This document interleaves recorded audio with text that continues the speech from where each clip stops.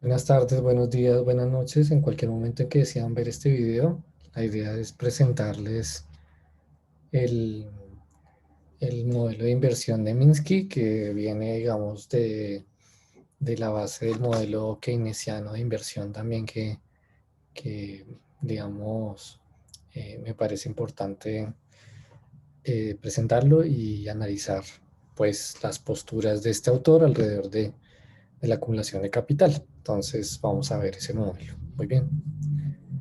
Listo. Segundo.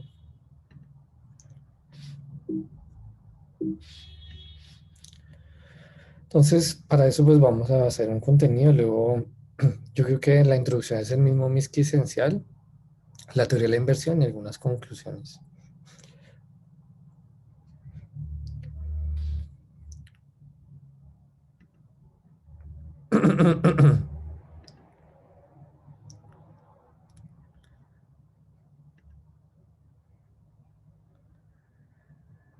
Bien, listo. Entonces vamos con esta. Eh, Uno de los rasgos que tiene Minsky sobre su teoría macroeconómica es la preocupación que tiene sobre la moneda y la banca. ¿Sí? Entonces digamos que él, siendo un neoyorquino de formación keynesiana, digamos, pues percibe que a la teoría de Keynes le hace falta un avance sobre el financiamiento y la moneda, o sea, cómo representar eso. Y para él es crucial entonces que la teoría keynesiana pues sufra esa adición y esa es como su gran innovación. Minsky es conocido además por su teoría sobre la fragilidad financiera y que pues ha impactado de manera importante en la literatura, es uno de los referentes cuando vienen las crisis financieras y definitivamente tal vez uno de los mejores teóricos alrededor de eso. Eh, Nosotros, digamos que creería yo que vale la pena citar una frase que hace Randall Wray, que es un estudiante de Minsky.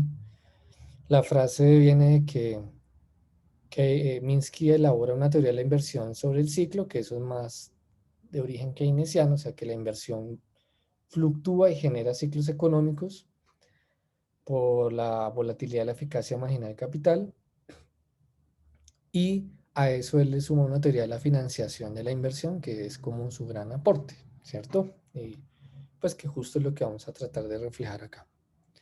El otro aspecto que Minsky también resalta es la idea del empleo de última instancia, que es un factor pues muy clave en el sentido de reconocer que las economías no van de forma automática hacia el pleno empleo y que el Estado debe ser el garante de esa condición. O sea, el pleno empleo debe ser el objetivo fundamental de la macroeconomía y de los macroeconomistas, ¿sí? Y obviamente, pues como un derecho debe garantizarse. El empleo de última instancia hace las veces de digamos, se parece mucho, yo no sé si ustedes recuerdan en política monetaria cuando hablan de prestamista de última instancia, que es el Banco Central. Cuando el sistema se quiebra, pues esa es la última instancia. Entonces, como que si nadie te da trabajo por una recesión o por las condiciones que tienes, el Estado es el que debe tener esa última instancia de emplearte, ¿sí? Eh, Hay un ejemplo práctico que llevaron en Argentina en la época de los Kirchner al comienzo, en los años 2000, al comienzo de esa primera década, y allí tenemos un programa que llama Jefes, Jefas y Jefes de Hogar, algo así. Pueden consultarlo. En Colombia también hay un trabajo que hicieron en un libro de Garay, eh, editado por Planeta Paz, y los autores fueron amigos míos que se llaman Andrés Felipe Mora, Iván Velázquez y el profesor Álvaro Moreno. Ellos calcularon cómo incrementar la tasa de empleo de la economía saliendo de una crisis. Sería como muy pertinente ahorita volverlo a calcular. Nosotros hicimos un trabajo ahí en la Salle de tesis sobre el empleo de última instancia y calculamos para la gente joven, que normalmente es la que más incidencia tiene en la tasa de desempleo. Entonces, digamos que esta preocupación de los macroeconomistas keynesianos, y particularmente de Minsky, se refleja allí, ¿no? Y un tercer aspecto, perdón que no salieron los números, pero un tercer aspecto es la evolución de la economía, donde Minsky cree que el capitalismo ha pasado por muchas fases, al igual que otros autores, ¿sí? Entonces, como un capitalismo comercial, el de financiero, el administrador de dinero, que es el que nos rige, digamos, ahora y que genera colapsos financieros recurrentemente. Otros lo llaman el capitalismo financiarizado. Y entonces, digamos que es capitalismo al fin y al cabo, pero tiene unos roles distintos, ¿no? Digamos, en este caso, una exacerbada preponderancia al sector financiero. Por eso, pues, es como un ámbito importante para Minsky. Minsky también dice, pues, que en ese contexto los aspectos institucionales cuentan y él cuenta con el Estado, fundamentalmente. Entonces, habla del Big Government y el Big Bang, ¿no? Entonces, el Big Government es la intervención del Estado para cambiar el estado de confianza, revertir el ciclo y aumentar la producción del empleo al máximo. El Big Bang es la intervención del Banco Central tratando primero de controlar al sistema financiero que tiende a concentrarse y a desestabilizarse, generando innovaciones que a través de la especulación desestabilizan el sistema real, o sea, de producción de bienes y servicios, y extraen demasiada renta. Entonces, lo que hace el Banco Central es controlar eso. Segundo, financiar al Estado. Y tercero, mantener, digamos, otras condiciones como el grado de liquidez, etcétera, ¿no? Entonces, como que esos dos son los, mm, los elementos de punta de su teoría. Bien. Bien, tal vez otra de sus teorías base, digamos, como el Minsky esencial, digo yo, pues está la hipótesis de fragilidad financiera, ¿sí? Entonces, lo primero que tenemos ahí es que, pues como mencioné, Minsky tiene una preocupación sobre los aspectos financieros y sus efectos sobre la economía, y eso también parte de su origen, ¿no? Digamos, es también hace parte de un grupo de economistas post-keynesianos que llaman la escuela americana, que tiene ese sesgo sobre las implicaciones de lo financiero en lo real.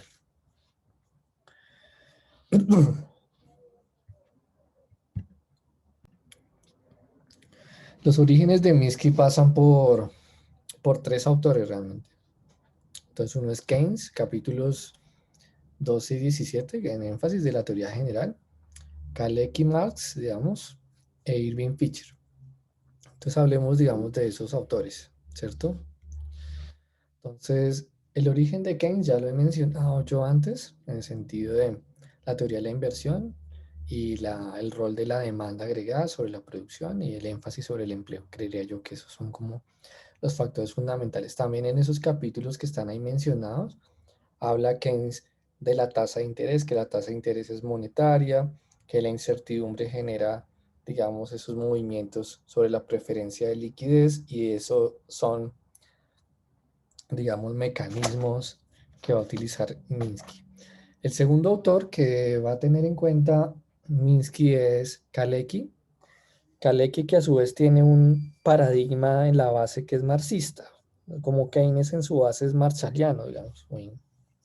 Entonces, Kalecki hereda a Minsky varias cosas. La primera, que el sistema se autodestruye. Digamos, esa idea del colapso autoinfligido, como que las mismas contradicciones del sistema lo llevan a su colapso, pues parece que el sistema financiero es el que, digamos, en sí mismo genera la destrucción del capitalismo moderno, induce como a su fracaso, ¿no? Entonces, Marx, perdón, a través de esta idea marxista, que también era de Kalecki, pues cree que el sistema genera sus ciclos endógenamente. Eso vamos a hablar ahorita, creo que están las siguientes pero es allí de las cuestiones que toma de Marx y de Kalecki. También toma una idea de principio de riesgo creciente, El principio de riesgo creciente es muy importante porque lo que dice es que el sistema es procíclico, el sistema económico es procíclico, particularmente por la prociclicidad del sistema financiero. O sea, el sistema financiero, cuando hay auge, entonces le prestan a casi cualquier persona, bajan sus estándares de revisión de si tienen ingresos y ese tipo de cosas. Bajan los estándares para prestar, ¿sí? Bajan la tasa de interés y ese tipo de cosas. Pero cuando hay recesión, entonces pasan al otro escenario, ¿cierto? Entonces, esos cambios en la percepción sobre el aspecto económico a nivel micro y macro, como una incertidumbre micro y macro, pues claro, porque deben evaluar a quién le van a prestar micro y deben evaluar las condiciones macroeconómicas también.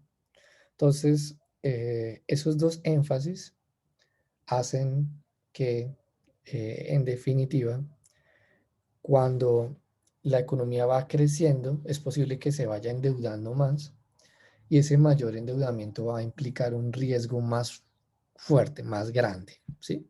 Pues porque entre más endeudados estemos, pues definitivamente hay un impulso mayor a la actividad económica, pero también hay una apuesta mayor. Es como si uno apostara sobre una mesa de cartas, ¿no? A un juego especulativo, usted apuesta más y entonces también el riesgo es más grande. Esa es la idea del riesgo creciente. Hay una explicación en un texto que me parece maravilloso. Yo por tiempo no se los puse, pero se llama Crédito y Crisis de Marx a Minsky. Y allí van a encontrar todos estos autores. También hay unas herencias dentro del mismo Kalecki de autores marxistas como Stein, que también trabajan un poco esa idea del riesgo creciente. Y digamos, Minsky absorbe esas ideas del riesgo creciente que se genera sistémicamente cuando la gente se va endeudando. Eso también parece que está en un texto más de análisis de economía política que se llama La Gran Transformación y que pues ustedes pueden chequear por allí, ¿no? Digamos, si quieren revisar un libro viejo, pero pues que habla de justamente estas condiciones. Y Fisher, Irving Fisher es bien conocido, por lo menos en este curso, o si en este curso se dictó en la teoría del consumo intertemporal, ¿no? Lo que pasa es que Fisher, luego de la crisis del 29, pierde todo el dinero que tenía apostado en la bolsa de valores. Además, él dice que eso era pasajero y pierde no solo el dinero, sino el prestigio profesional. Entonces, ya abatido por eso, él escribe un documento que se llama deflación de deuda, que es muy recomendado también, donde habla de que él creía que la economía era como un barco, que las olas le van golpeando, pero vuelve y se endereza. Y él dice que la crisis del 29 fue tal grande la ola que volteó el barco y se hundió. Entonces, una forma, el barco después de que esté en el fondo no reflota, ¿sí? Digamos, eso habla mucho de las nociones de equilibrio neoclásico, ¿no? Creo yo, eh, como lo presenta Fischer, ¿no? Eh, el punto allí es que él introduce un concepto que Minsky va a absorber, que es el de, el de deflación de deuda. Entonces, la deflación de deuda consiste en que hay un periodo de auge donde la gente ha venido comprando activos, casas, y ven que las casas son más valoradas y compran más, y si ven que tienen la oportunidad dicen comprémonos otra más, pero así sea crédito, y así mismo hacen con las acciones y con otro tipo de activos financieros o reales. Entonces, cuando se revierten las expectativas, digamos, cuando se ve que se pierde el empleo, el ingreso, etcétera, por ejemplo, por una pandemia, entonces la gente ve que no puede cumplir con sus obligaciones. El principal problema va a ser que eh, si no encuentran un mecanismo de negociarlas, pues al final van a tener que empezar a, por lo menos una, liquidar sus activos. Esa va a ser la primera. Eh, bueno, y otra que está ahí es tomar prestado para pagar otras deudas, pero eso va a tener un punto final donde definitivamente podrían tener que liquidar sus cosas. Liquidarlas, venderlas, y entonces cuando todos hacen eso al tiempo, pues que lo hagan tres personas no hay problema, pero que lo hagan todos al tiempo, pues genera una caída en los precios. Lo mismo que la demanda agregada esté en recesión, pues hay una deflación. Y cuando los precios bajan, pues el monto de la deuda en términos reales se hace más elevado, ¿no? Entonces, digamos que eso también es una de las críticas que recoge aquí Minsky y que también tiene Kalecki en sus explicaciones, y definitivamente. Estaba leyendo un libro de López Gallardo, que es el biógrafo de Kalecki, y allí hablan también justamente de la crítica del efecto Pigou, ¿no? Entonces el efecto Pigou lo que dice es que cuando estamos en recesión, los precios bajan, eso aumenta como el poder adquisitivo de la gente y la economía restaura su demanda para producir más. Y lo que dice Minsky a partir de el principio de deflación de deuda de Irving Fisher es que la deflación de los precios, la caída de los precios en un contexto de alto endeudamiento previo, pues genera un colapso de la economía, ¿sí? Porque se hace inviable el pago de las deudas y segundo, pues se quiebra el sistema financiero porque nadie les puede pagar. Quebrado el sistema financiero y la actividad económica, pues entonces, digamos, estamos en la olla. ¿Listo? Esa es como la idea que está allí. Luego, también tenemos otro aspecto importante de Minsky y es que, digamos, los ciclos pues son endógenos, eso ya lo expliqué, como la autodestrucción. Segundo, la no linealidad, eso también es muy importante porque en economía todo es lineal, o sea que eso garantiza desequilibrios permanentes. Y digamos que cuando uno habla de esas condiciones, pues no está hablando de que se generan choques o imperfecciones, sino que el propio sistema es capaz de explicarlo. Por ejemplo, Schumpeter lo hizo en la que llaman, eh, eso le tienen un nombre, es la, se me olvida, ya les digo, destrucción creativa se llama. ¿Listo? Bien. Lo otro, pues digamos que vale la pena rescatar en términos de la hipótesis de fragilidad financiera es que Minsky va a desarrollar una idea de que todo agente económico particularmente arranca con las empresas, pero también puede aplicar hogares en pequeños gobiernos. Todo aquel que reciba un flujo de ingresos y gastos, pues está sometido a una restricción financiera y de endeudamiento que en el fondo puede poner en entredicho su viabilidad hacia adelante. Y si eso sucede a nivel macro, pues grave, ¿no? Por eso, creo yo que también siguiendo a Noemi Levy, Minsky rechaza el teorema Modigliani-Miller. El teorema Modigliani-Miller lo que dice es que, como ustedes saben, si lo vieron antes en mi curso, seguramente, dice que la forma de financiarse es neutra. O sea, uno si se financia con bancos, si se financia con recursos propios, o sea, la forma de financiarse es neutra, ¿no? Y pues obviamente lo que dice Minsky es que eso no es neutro, es decir, que usted se financie con recursos propios o con recursos de otras instituciones o con otro tipo, con diferentes tipos de activos, o sea, emitiendo bonos o si es con una emisión de acciones, no es la misma cosa. Entonces, esa es la idea fundamental de la hipótesis de fragilidad financiera, entender que cuando uno busca financiarse, puede estar sometiendo de manera importante el flujo de ingresos y gastos futuros, lo cual puede provocar un colapso en su, en su viabilidad financiera. ¿Listo? Bien, Minsky dice que la, los agentes económicos pasan por tres diferentes etapas. Entonces, esa primera etapa, en términos de ingresos y gastos, yo quisiera que se imaginaran eso. Entonces, un poco lo que dice es que pasamos primero por una etapa cubierta. Esa etapa cubierta consiste en un escenario donde el flujo de ingresos de las personas cubre y sobra, o sea, como que hay un colchón para cubrir con sus gastos, más los gastos, sobre todo los gastos financieros. Y los gastos financieros son pagar la deuda al principal, o sea, el monto que usted pidió prestado, y los intereses. O sea, usted paga principal e intereses y le queda dinero de más. Yo recuerdo que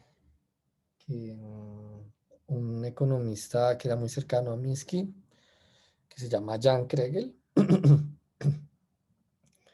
daba un ejemplo como de llegar a una clase viviendo uno lejos. Entonces, digamos que usted siempre calcula que para llegar a la universidad se gasta una hora, pero trata de venirse una hora y media antes, como por si acaso. Y siempre llega media hora, o sea, cuando llega al salón, llega media hora antes.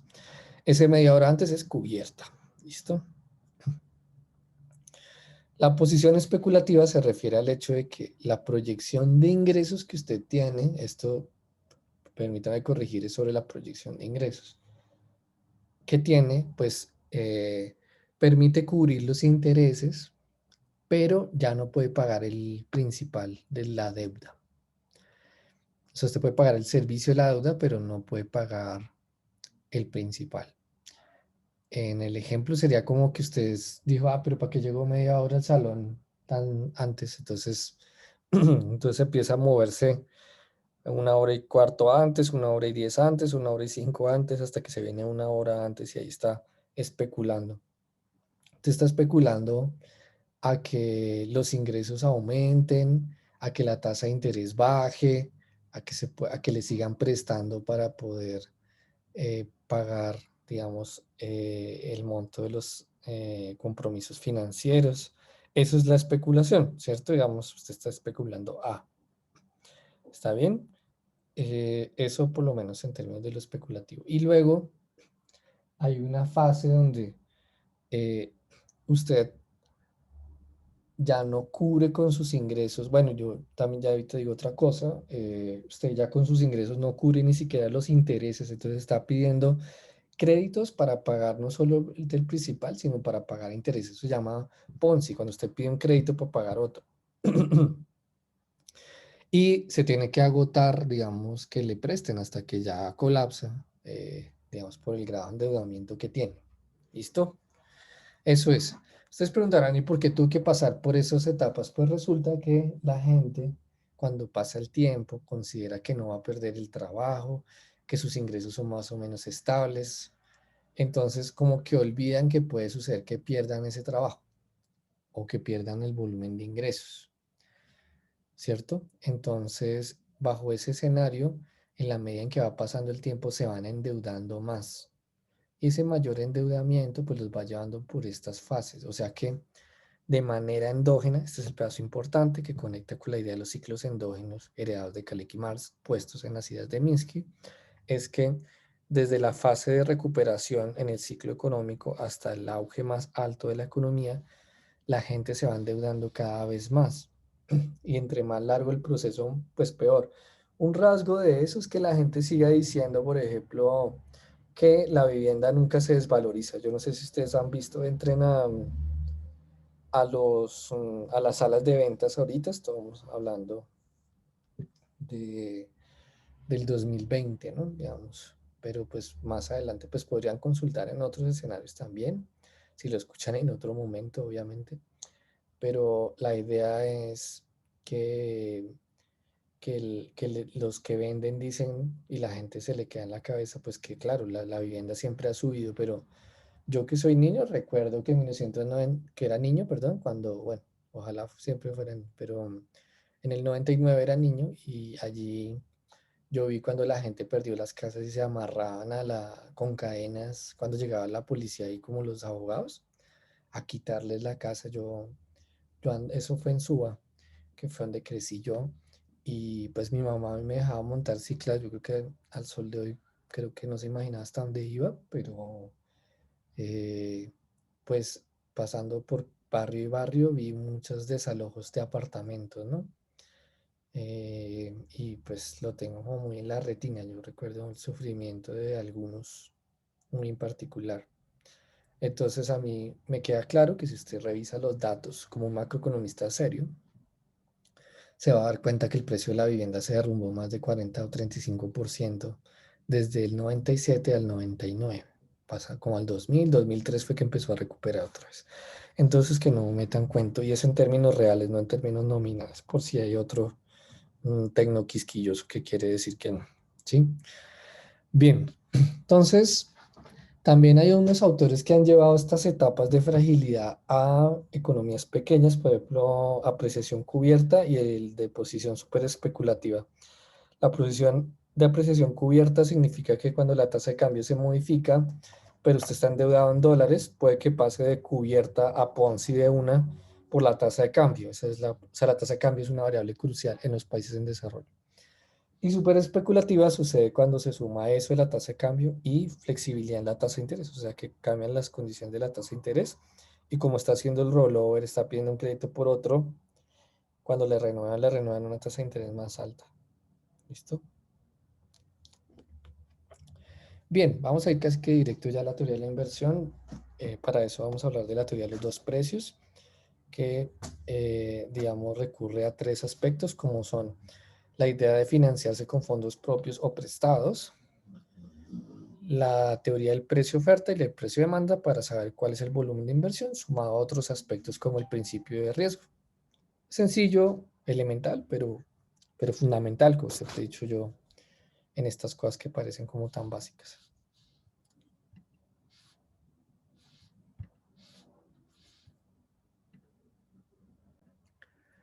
Bien, entonces vamos con la teoría de la inversión de Minsky.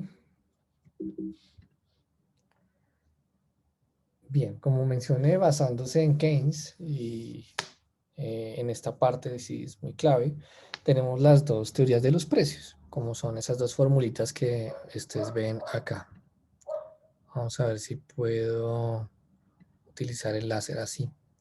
Entonces tenemos el precio de oferta, como ustedes ven, está compuesto de los costos por unidad, porque esto sería como los salarios totales que se pagan, pero yo diría que son como los costos totales dividido por la productividad media del trabajo.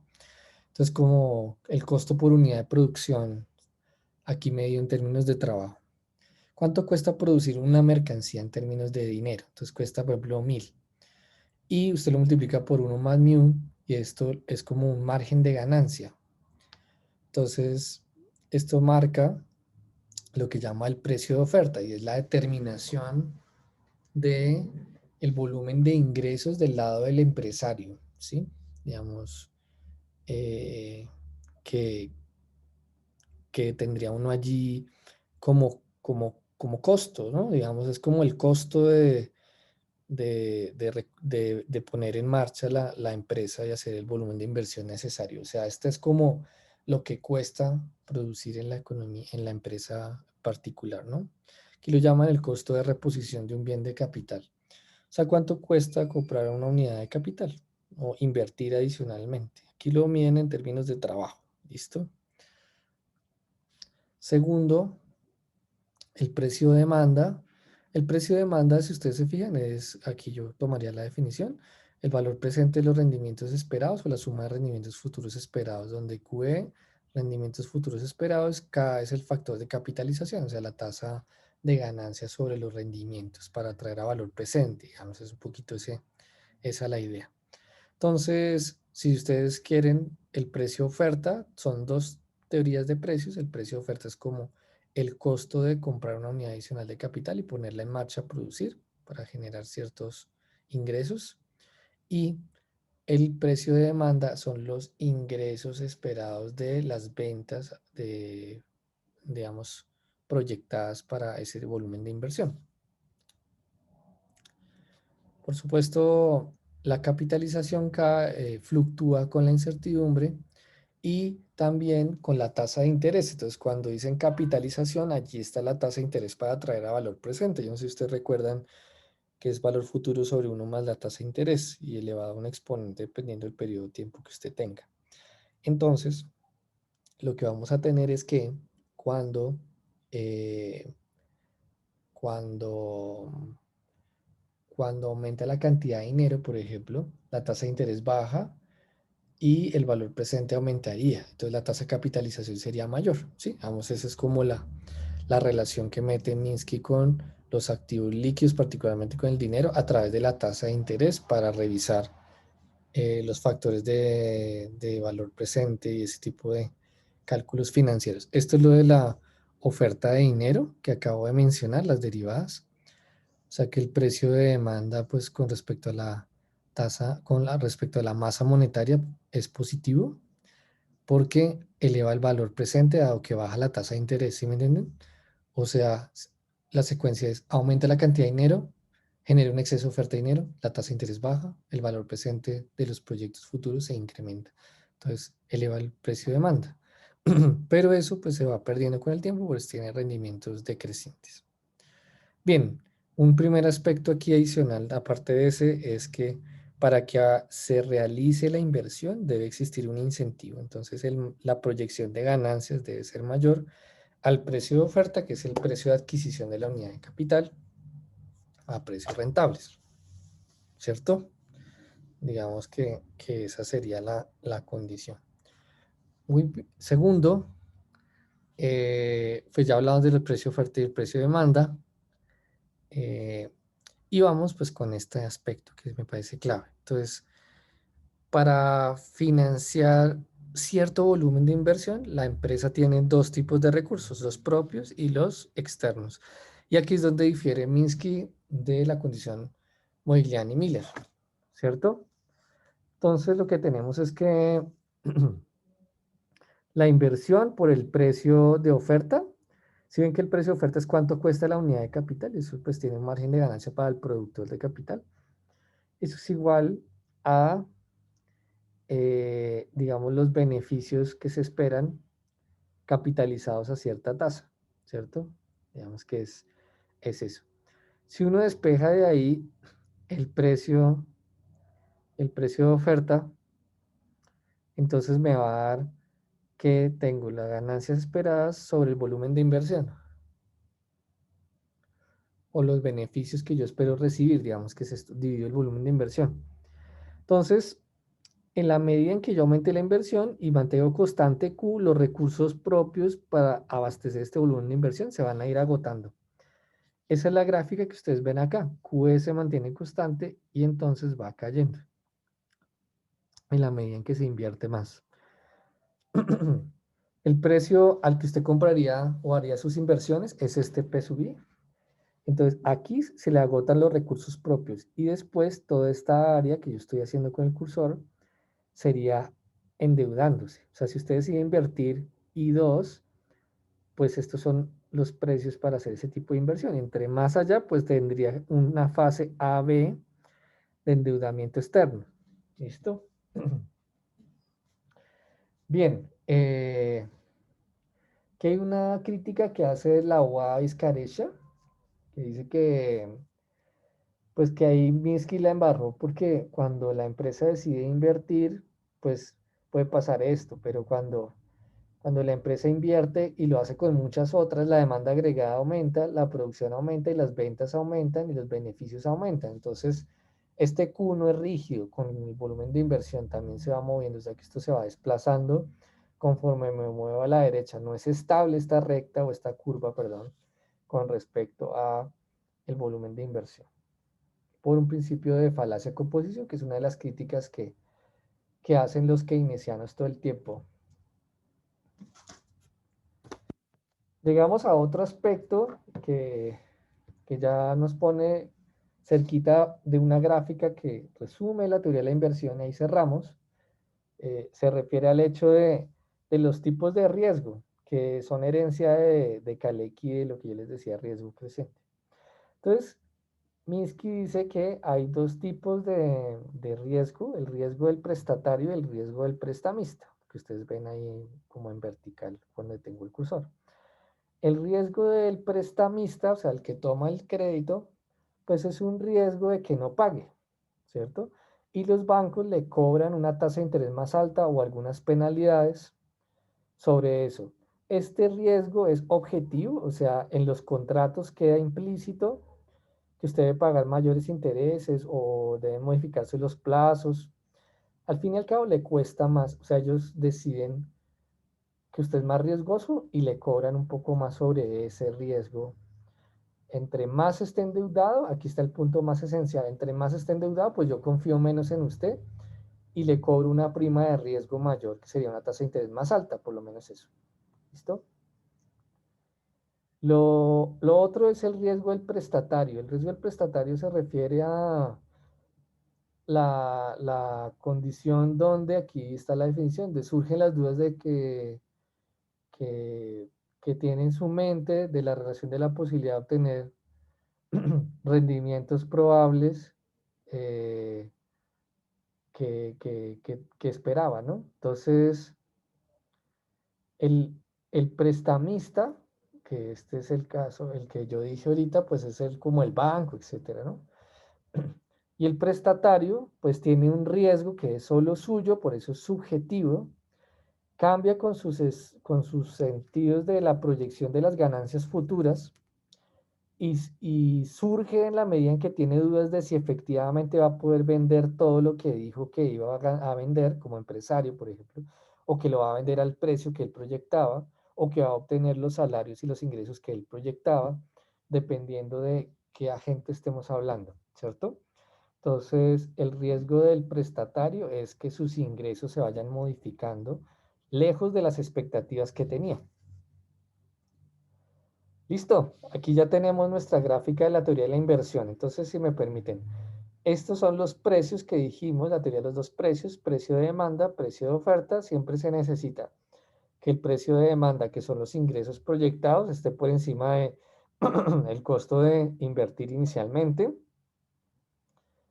En la medida en que se decide invertir más, recuerden que los recursos propios se agotan, esa es esta curva convexa. En el punto A se acaban los recursos propios y de ahí para allá es endeudamiento. ¿Listo? Muy bien.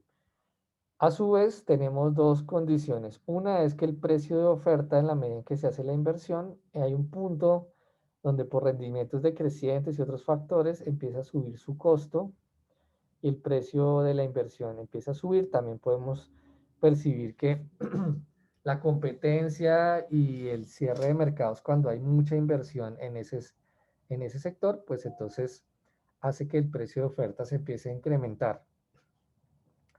A eso, al precio de oferta incrementado, le sumamos el riesgo del prestamista. O sea, que el que presta, el banco, le va a cobrar más a usted porque usted pasó de la zona A de recursos propios y se está endeudando cada vez más. En este punto ya no confía en usted tanto y empieza a cobrarle cada vez más, ¿cierto? Hasta que, digamos, se forma esta curvita, ¿cierto? Que estaría ahí adicional. Lo otro que tenemos es que el precio de demanda pues va bajando en la medida en que por saturación de mercado usted cree que las ventas van a ir cayendo, ¿cierto? En la medida que genera mayor inversión.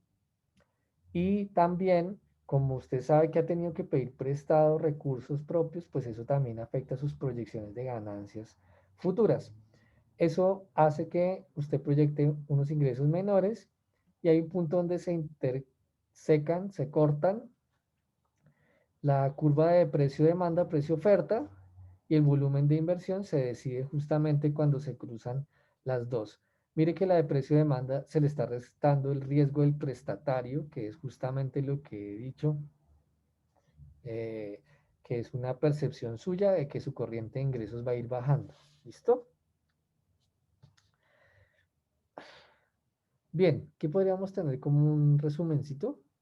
Entonces, en el auge, un aumento del nivel de inversión, pues se puede dar por una disminución del riesgo, o se da, de hecho, de manera endógena, por una reducción del riesgo del prestamista y del prestatario, que fue como arranqué mi presentación de este autor.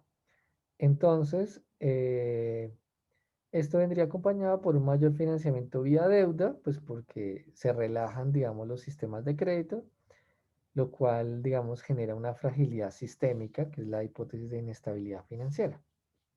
Cambio en el ciclo recesivo, la inversión se contrae, los riesgos del prestamista y del prestatario se incrementan y eso hace retroceder la inversión de manera significativa. Aquí tenemos una gráfica que es la misma, pero si ustedes ven, estamos en crisis, entonces el prestamista es más desconfiado y entonces mueve la recta hacia acá. Y el prestatario eh, también percibe que sus ingresos cayeron. Esto puede ser en coronavirus, por ejemplo. Se movieron estas dos rectas, los bancos no prestan, o sea, el Banco Central les dio dinero, pero no prestan los bancos porque pues consideran que la gente está perdiendo sus trabajos y no son financieramente viables para prestarles.